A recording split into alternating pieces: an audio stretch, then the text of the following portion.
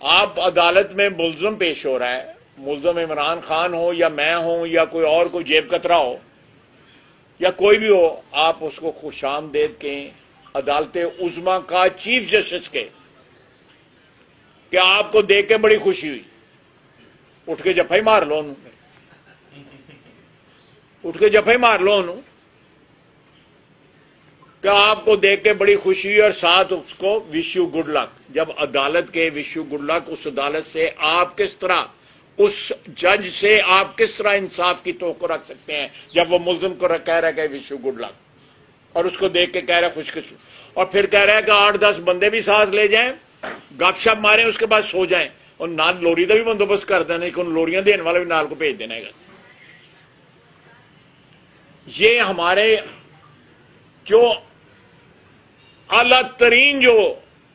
ओहदा है हमारी अदबिया का, उसका ये हाल है।